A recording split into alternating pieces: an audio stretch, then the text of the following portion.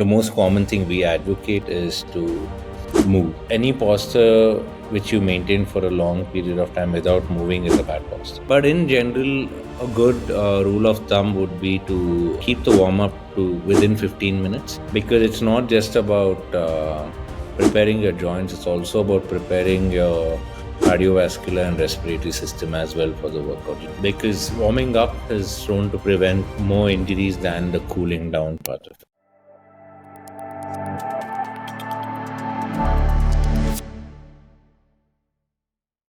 Sports doctor and the co-founder of Elevate Performance Labs. Our guest today on the Settle or Be Better podcast is Mr. Srinivas, who's going to be talking to us about joint health, sports performance, and a lot more. So welcome, Mr. Srinand, and over to you. Why don't you begin by telling us a little bit about your personal health and well-being story and your current work? Okay. Hi, Sakshi. Thank you so much for the warm welcome. So basically, what I do is I'm a sports medicine physician, as Sakshi mentioned, and one of the everyone talks about how exercise is good for health and all of it, but then there's nobody actually giving you specific guidelines on how to go about it. So that's where I come in, and we've been trying to do that at Elevate Performance, trying to make exercise something that is accessible and doable by pretty much anybody. Me personally, I used to swim professionally before, and so sort of have that connection with sports, and I understand the need why we need to exercise. So having swum professionally before, and also having worked with a lot of sports teams across different sports, that's the whole agenda. Using that knowledge, apply it to the non-professional sports people and make their lives better. That's pretty much what we do as a team. That's amazing. And, we Indians love cricketers. You've worked so closely with cricketers. And I don't know, there's just this connection where we love to learn about what cricketers specifically do in their life. And it very well, replicates with so many of the fans, right? So I'm sure that today we'll learn a lot more about their health and probably, be more inspired to take care of our health in the same way, even if we're not athletes. Yeah. So I can't wait to dive into the episode today. To begin with, like joint health is one of the most like neglected areas of health, especially in the younger population. I mean, that's something that they would like to keep it for the older times, like they'll be like, I'll look into it after maybe 2 decades or so. I don't need to think about it. Even athletes for that matter, I mean, nutritionally also they'll focus a lot on protein and some other things. They will train harder, but taking care of joint health is not something that we often get educated about. And what would you say are some of the things that we should definitely start doing, especially people in their 20s, in their 30s, for better joint health, to age gracefully with our joint health? Yeah. So, I mean, it's to be honest, the thing, it's very simple. It just takes a little bit of effort, it takes a little bit of consistency, but the what you have to do to take care about your joint health is very simple. It's very easy. It's just very, I mean, the biggest thing the most common thing we advocate is to move. The more you're moving, the better it is. So what we've seen is that as we look at the generations, you're looking at the boomers, the Gen Zs, the millennials, or whatever generations that you look at, you notice that the older folks don't have any joint health issues until they reach their 60s or maybe 70s or something. And you'll also notice that the next generation are probably hitting the same issues, whatever health issues the older people are facing.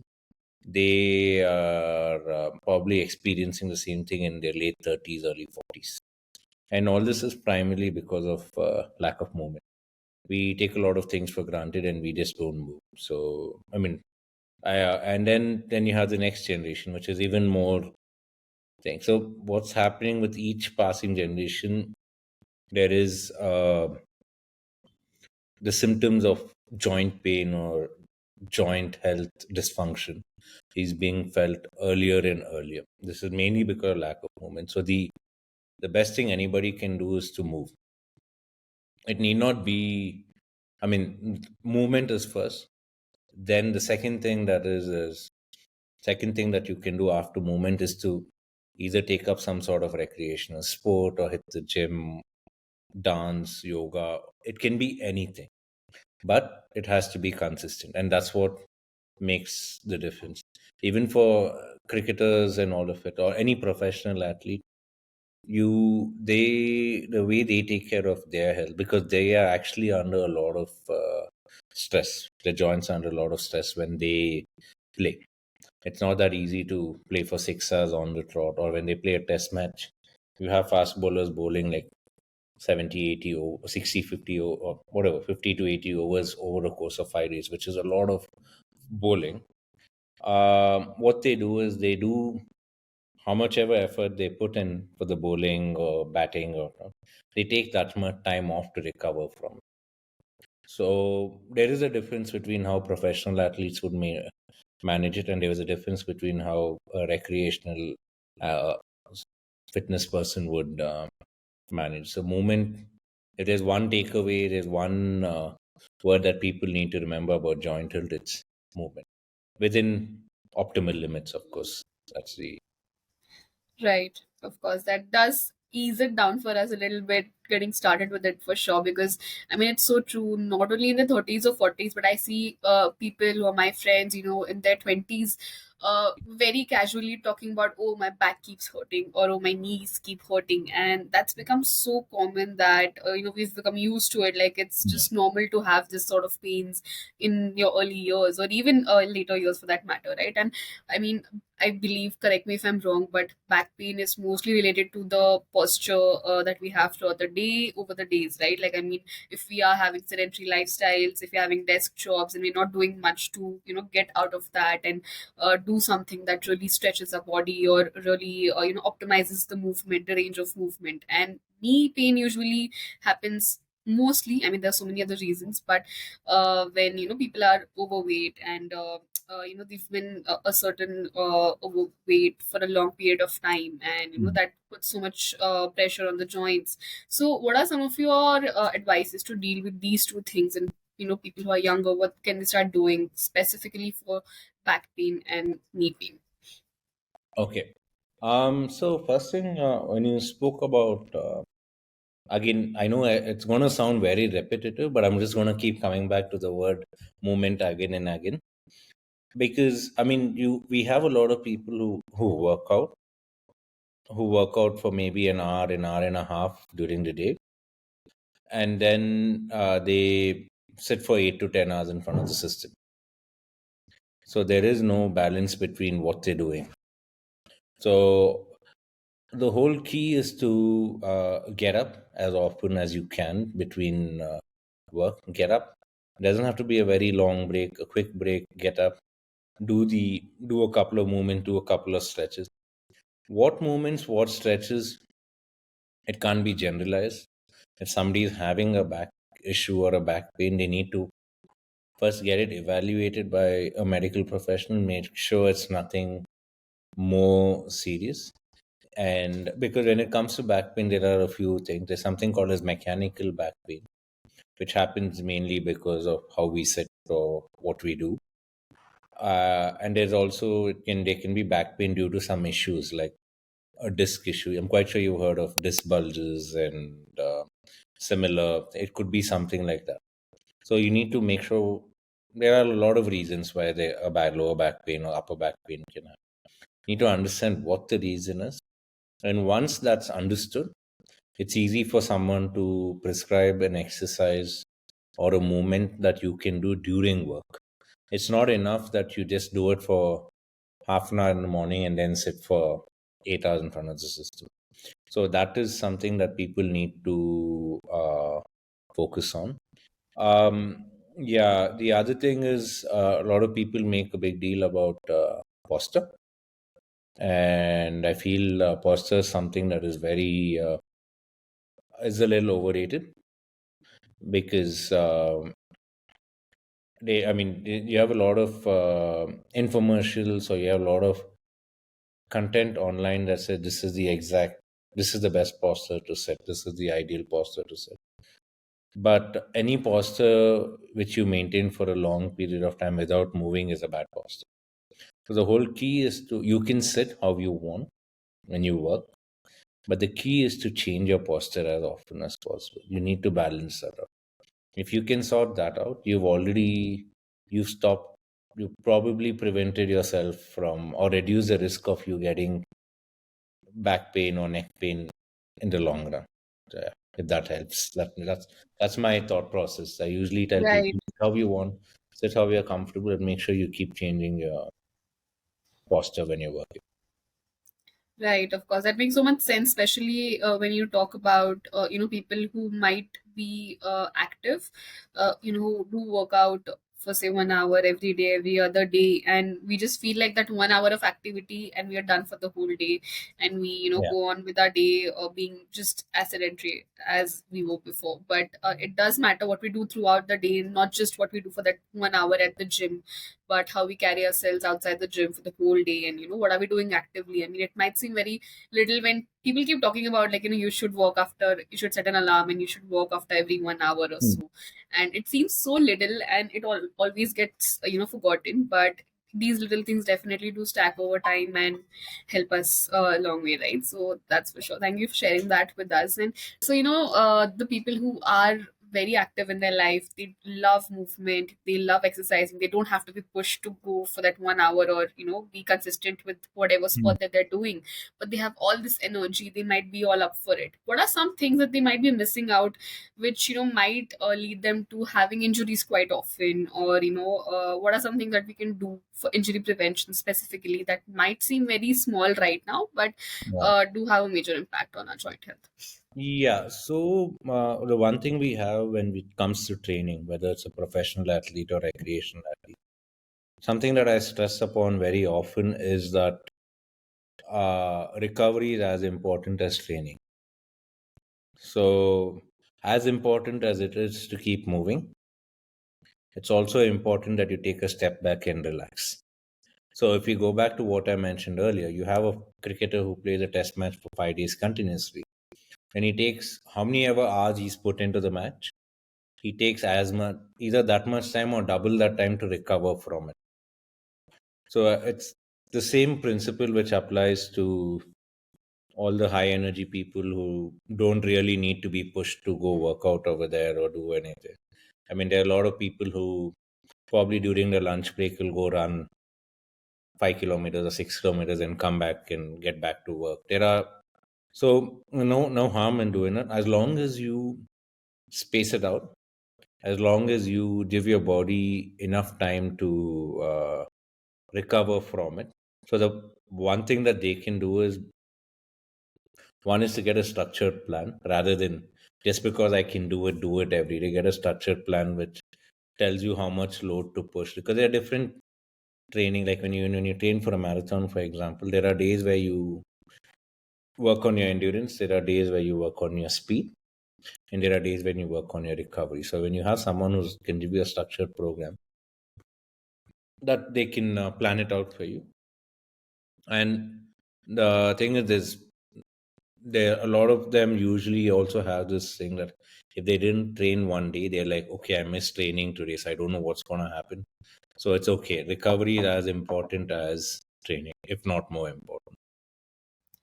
Absolutely, and that's something we often forget. I mean, rest days are quite hard for people who love going to the gym or who love, doing the sport that they have. But they should be definitely prioritized, and especially if you are trying to, even if you're not an athlete, there are a lot of people who love training like an athlete, right? They have all this Yeah. energy, and they might have the time as well. But Yeah. then they should also learn to recover like that, and probably not, if not as much, but some little effort would definitely work. So thank you for Yeah. sharing that. And talking about warm ups and cool downs specifically, this is for just everyone in general who works out or who does any sort of a sport. What is your take on it? Like, how much time should we spend warming up and cooling down? And this is something that most people are very lazy about, like Yeah. often every other day we would just skip it and we feel like it's okay, and probably you might not even feel the muscle soreness or anything the next day. But Yeah. what is your take on it? How much time should we spend on each of these and the importance of them? um So when it comes to warm up or cool down, it's highly subjective. So some people might just need a few minutes to warm up. Some people might need a good 20-25 minutes to warm up. So it's very subjective, but that's the extremes. In general, I would probably recommend, again, it depends on what the workout is, what they're training for, what are they going for a run, are they going for hit the gym, are they going for a swim. It depends on what exercise or what activity. But in general, a good rule of thumb would be to keep the warm up to within 15 minutes. So that's it's sort of hitting that sweet spot. It's long enough to get your heart rate going, loosen up your muscles and all of it. And at the same time, it should be short enough that it doesn't saturate you. It's something that you can sustain. So warm ups, definitely 10 to 15 minutes is a good number. Sometimes, of course, we don't have the luxury of time always. But in such situations, what we can do is like, let's say we have absolutely no time, or you woke up late and you have no time to do the warm up. Then we do like just about like a 5 minute warm up or even lesser.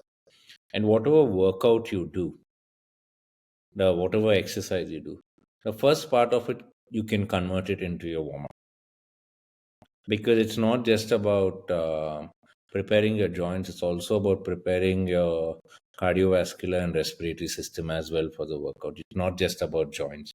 You need to be able to do the whole workout. It's just cool downs, the same thing with cool downs. Probably between warm up and a cool down, a warm up's more important.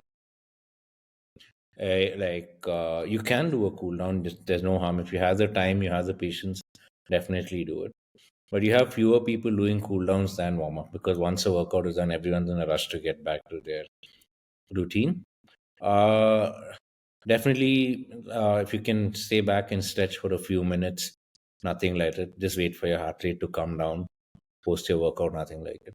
If not, that's not possible or something, then the next best thing you can do is once you get back home or once you shower at the gym is to take a cold shower. That really, like, it literally physically cools the body down, and that makes a lot of difference. But yeah, between warm up and cool down, if you had to prioritize one, then probably go with warm up. That's more, because warming up is shown to prevent more injuries than the cooling down part of it. And like you Right. said, you might not feel it now. You might realize the impact of not doing a warm up maybe a month from now or 6 months from now. You don't know. You might not feel it. Yeah. Of course, that helps a lot. I mean, definitely helps between what is more important, and how we can go about it. Because especially for people who have been working out for many years, and we Mm. just become very lazy at some point, that I have to do the same warm up again, I have to do the same drill again all over again, and I've been doing it Yeah. for the whole week, so that does become quite monotonous. But definitely helps, and we should certainly prioritize. Works as a reminder for us today. Thank you for sharing that with us. And the next question is a genuine question from a cricket fan from our team. When we were discussing that we're going to be talking to you, and if there are any genuine questions. So we see on the cricket field when any player is injured or they have cramps or something, and then you are the one who come into play and go and do something for them that just helps release the cramp or the strain or lower the pain for them. What is it, and how can we like apply that in real life when we are working out and we are dealing with some sort of a sprain or a cramp? How can we like recover from that quickly and get back to our workout? So see, typically, one is trying to understand why that cramp has happened.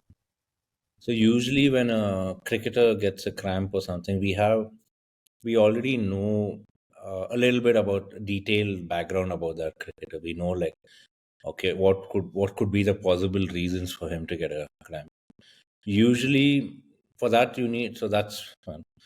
So before people can know what to do for a cramp, they need to understand what a cramp is first of all. So a cramp is basically a protective mechanism by the muscle that goes, like, think of it as the muscle protesting to prevent you from getting even more serious damage on your leg or whichever that muscle is. It basically is getting locked. It's contracting, relaxing, contracting, then it contracts. It doesn't relax. That's a cramp.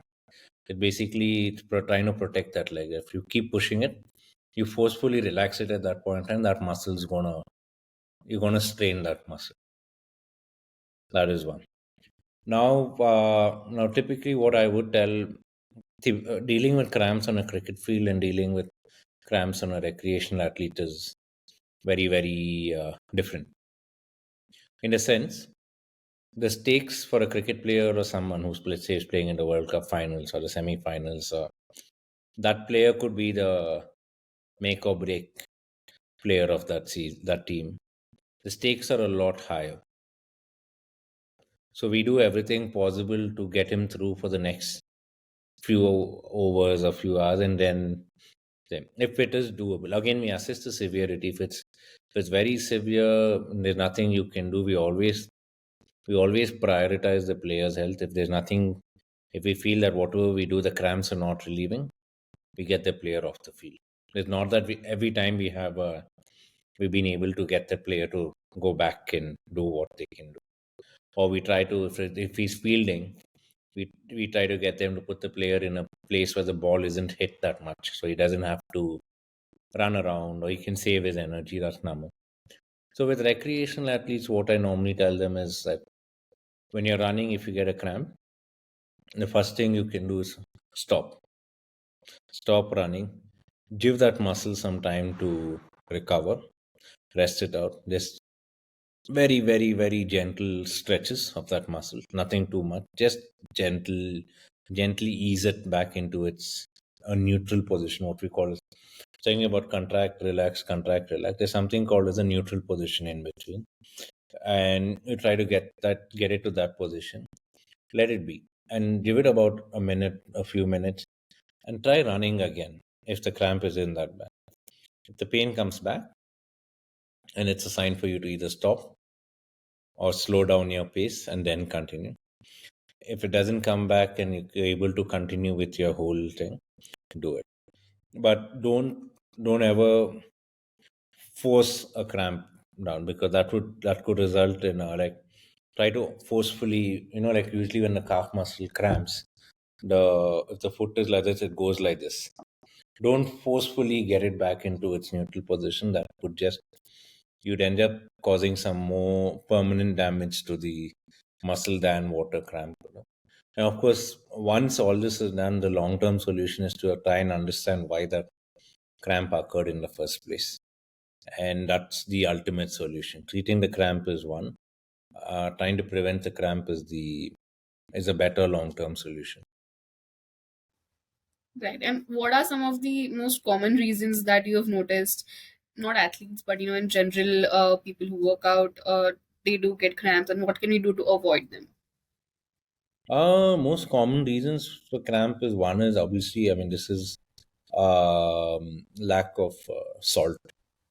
There's something called as hyponatremia. Basically, it's a mismanagement of the hydration and all. That's the most common reason, because if you're not drinking enough to replenish the sweat, that's the most common reason. Another very common reason is low sugar. A lot of people, when they train on an empty stomach or they haven't eaten or anything, that can also trigger cramps. These are the two most common reasons. Apart from that, there are a lot more medical reasons into it. You push too much too soon without warming up. You try to push too hard without warming up, you can cramp up. So these are the more less common reasons. Of course, the main thing is to make sure that your hydration is on point. Make sure hydrating.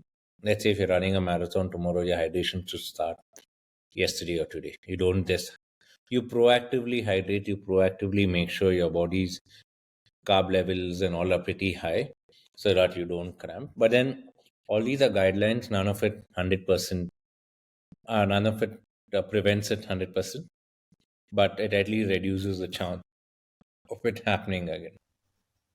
Got it. Understood. Yeah. That definitely helps a lot. And we've gained so many insights in this episode today. This brings us to the end of the episode today. And as we conclude, do you have any last messages or thoughts to leave us with? No, see, so basically, last message I thought is like when it comes to taking care of your physical health, you you are responsible at the end of the day. People can only guide you. People can only tell you. Everyone has a very hectic schedule. Everyone has a very busy schedule, and the onus is on each individual to find time for themselves and either fit in like some sort of half an hour, some sort of exercise. It can be anything. There's no such thing that gym is the best way to go about it, walking is the best exercise, or jogging is the best exercise. Nothing. Find the movement or find the sport that suits you. Find some, it can be playing badminton. Find the sport that you would like, you can continue, you can sustain, and do that regularly. And yeah, that's probably what I do. Find your sport, find your exercise routine, stick to it. No matter how busy your schedule is, the onus is on you because you don't take care of your body, no one's going to take care of it for you. Absolutely. That's a lovely message. Thank you for sharing that with us. And thank you once again for being here today and sharing these amazing insights. If people want to reach out to you or to Elevate Labs, then they can definitely find the details in the description below. They can reach out and learn a lot more from you. Thank you once again for being here today. Thank you so much for having me over, Sakshi. That's it for today's episode. I am Sakshi Pawar and I'll be your host for the Settle or Be Better podcast. Stay tuned while we bring more inspiring stories. You know the drill. Subscribe to the Settle or Be Better podcast, like, share, and comment on our videos. And oh, hit the bell icon because you don't want to miss the mind boggling health discussions we're about to bring for you. Why settle when you can be better?